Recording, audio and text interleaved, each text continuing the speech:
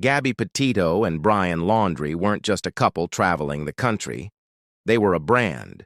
They built a digital identity rooted in a lifestyle trend called van life, posting curated images of national parks, sun-drenched beaches, and a young romance that seemed to thrive on freedom. Their YouTube channel, Nomadic Static, portrayed a peaceful, nomadic love story, but behind those edited clips was a relationship unraveling. Their road trip was meant to be a full-time lifestyle. Gabby had worked over 50-hour weeks to fund it. She hoped to become a successful travel influencer. Brian, her fiancé, wasn't as supportive. Friends recall his doubts, even mocking her ambitions. But Gabby stayed focused. She documented everything: videos, geotagged photos, and social media posts. That digital trail would soon become more than memories. It would become evidence. On August 19, 2021, they uploaded their first and only YouTube video. It was beautiful. Carefree laughter, beach cartwheels, scenic hikes. That video now has over 11 million views. At the time, it was just two young people chasing a dream. Today, it's part of a murder investigation. Everything began to fall apart in mid-August. Police body cam footage later revealed a disturbing pattern: a domestic violence incident in Moab, Utah on August 12th. A 911 caller reported a man slapping a woman. That woman was Gabby. Police pulled over the couple's van. Gabby was crying, visibly shaken. Brian, calm and composed. Gabby took the blame. She said she hit him first. Officers separated them for the night. No charges were filed.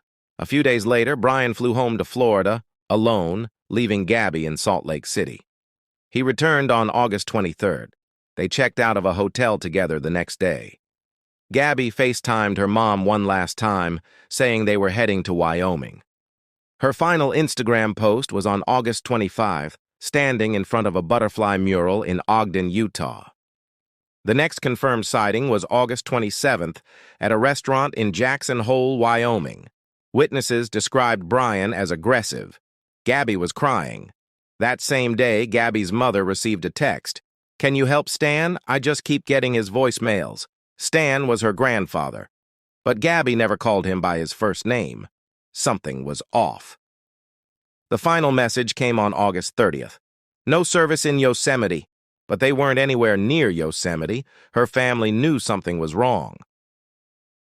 On September 1st, Brian Laundrie returned to Florida, alone, driving Gabby's van. For 10 days, neither he nor his family said a word. Gabby's family was desperate.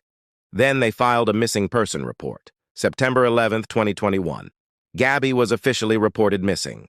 Northport police located the van at Brian's family home. The Laundrie family refused to cooperate. They directed all questions to their lawyer. 4 days later, Brian was named a person of interest. Not a suspect. Not yet. The FBI couldn't arrest him based on suspicion alone. They needed evidence, something concrete. By September 23rd, they had enough, but not for murder. The U.S. District Court of Wyoming issued a federal arrest warrant for Brian Laundrie for using Gabby A.'s debit card and PIN to withdraw over $1,000 after her disappearance. That move gave law enforcement nationwide authority to detain him. While the murder investigation continued, Brian became a federal fugitive, but by then, he was gone. The police stop in Moab drew widespread criticism. The 911 caller had clearly reported Brian hitting Gabby. Yet, the police body cam footage told a different story. Gabby appeared emotional, apologetic, and overwhelmed. She blamed herself. The officers focused on her tears, not the original call. One officer concluded it was a mental health issue, not domestic violence. Brian spent the night in a hotel. Gabby stayed in the van. No charges, no follow-up, no DV resources provided. When the footage went public, the internet erupted. Viewers rewatched the video frame by frame. They saw a pattern: emotional manipulation, coercive control, and what many identified as signs of abuse. The Moab stop was not just a misstep, it became the spark that ignited a digital movement. Reddit forums, TikTok breakdowns, YouTube commentary. Everyone had an opinion, but more importantly, many had expertise. Domestic violence advocates, survivors, and even retired investigators weighed in. The internet didn't wait for justice. It started investigating. By late September, Ask Gabby Petito had more than 650 million views on TikTok.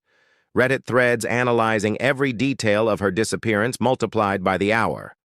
Internet sleuths began combing through geotagged images, analyzing song lyrics on her Spotify, even zooming into sunglasses reflections for clues.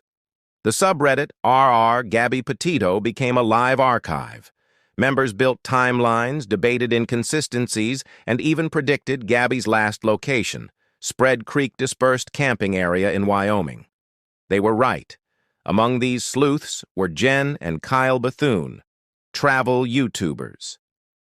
On August 27th, they had driven through the Spread Creek area, filming footage for their channel. At the time, they noticed a white van with Florida plates. They didn't think much of it.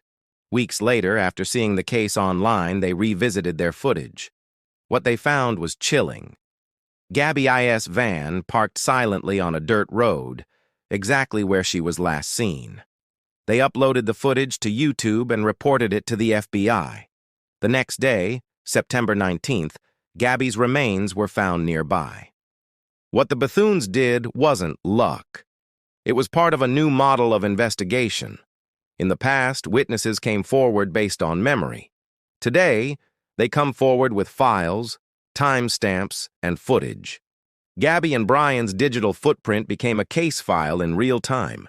Every post, tag, location, and video helped investigators reconstruct their journey. And with the internet's help, it became harder for lies to survive. The FBI later acknowledged the public's role. Thousands of tips poured in. Many were false, but a few, like the Bethunes, changed the entire case. This wasn't just the public helping the police. It was the beginning of a digital dragnet. While the FBI worked methodically, filing warrants, collecting evidence, the internet moved fast. Redditors speculated freely. YouTubers tracked license plates. TikTokers reanalyzed body language. It was chaotic, unfiltered, and often reckless. But it also worked. Some investigators welcomed the help. Others, especially local departments, were overwhelmed. One officer even criticized the Bethunes for posting their footage online before alerting police. Why wouldn't you send it to us directly? But this was the new reality. In 2021, a YouTube upload could reach millions before a detective finishes filing paperwork. Public investigation wasn't just a side story, it was part of the main event. Still, the internet's involvement had consequences. False accusations, harassment, misidentified suspects.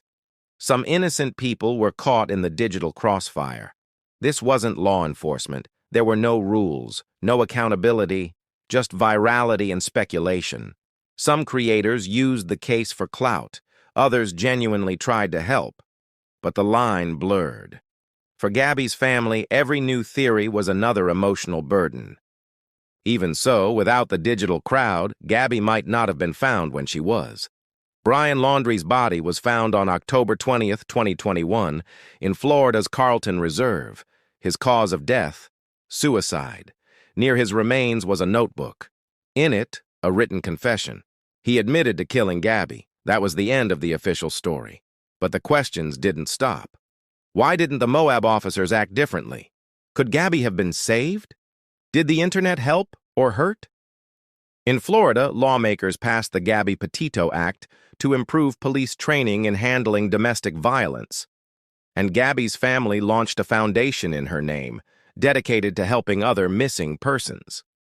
Her story became a turning point, not just in crime investigation, but in how the internet can shape real-world justice. Gabby Petito wanted to inspire others through travel and storytelling. She ended up inspiring something else entirely, a movement, a re-evaluation of how we treat missing persons, a spotlight on emotional abuse, and a realization that in the digital age, the public is not just watching, they're investigating.